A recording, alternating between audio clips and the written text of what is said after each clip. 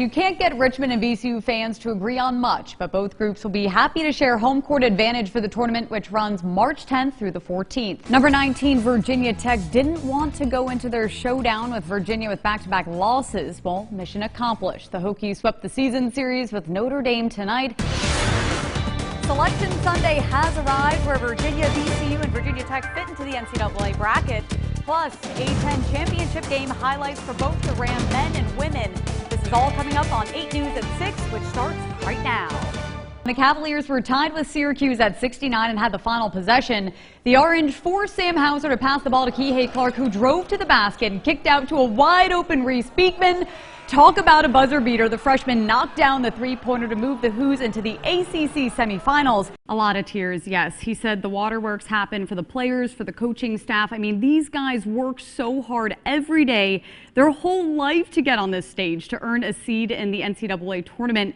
But it's the Mike Rhoades mentality. They're already looking forward to next year, and they're not going to let this get them down. Anytime that VCU and Richmond meet on the floor, you bet it's going to be a big game. But tonight's matchup carries even more weight because both teams are playing some of their best basketball of the season. Tonight, we honor the life and legacy of Kobe Bryant. Bryant, his daughter, and 7 others died in a helicopter crash 1 year ago from today. The news was definitely a surprise this morning. Redshirt sophomore Tyrese Radford has been suspended indefinitely. We continue our coverage of the 20th anniversary of the Siegel Center as the VCU Rams host North Texas tonight. The Richmond Spiders started the season with 4 straight wins for the first time since 1985, and they showed yesterday that it wasn't a fluke. Naheem Aline made a shot for the ages. His three-pointer with 3 seconds left got Virginia Tech into overtime against Florida. Just a heartbreaking evening, Talia. It happened so quickly. VCU coach Mike Rhoades said that the Rams had positive tests over the last 48 hours. Nobody in the country is hotter than Virginia. The number 8 team in the nation kept it rolling tonight against Syracuse. Lakers fans have been waiting 10 years to see their team in the NBA Finals. Anthony Davis and LeBron James made sure it was worth it.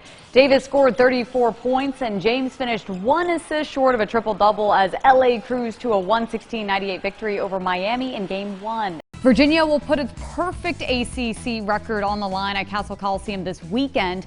Cavaliers have momentum after winning 2 games in 3 days versus Georgia Tech and Syracuse. It was the news that the Rams and Spiders had been dreading. Richmond paused all team activities yesterday due to COVID-19, and today the domino fell. They officially announced that Saturday's home game against VCU would be pushed back. Now, we know they can play defense, but what's been the key to success for Virginia on offense there?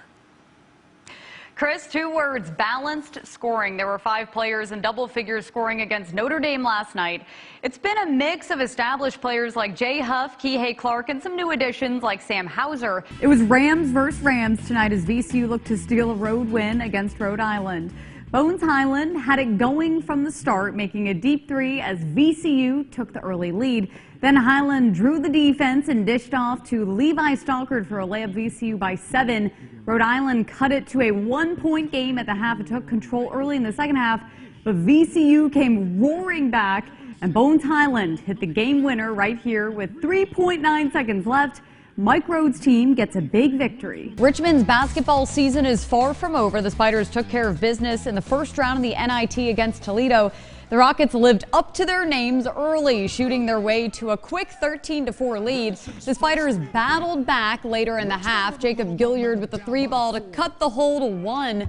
Toledo was up by 6 at the break, but Richmond rallied again. Andre Gustafsson with the open shot. Rockets go up by 3.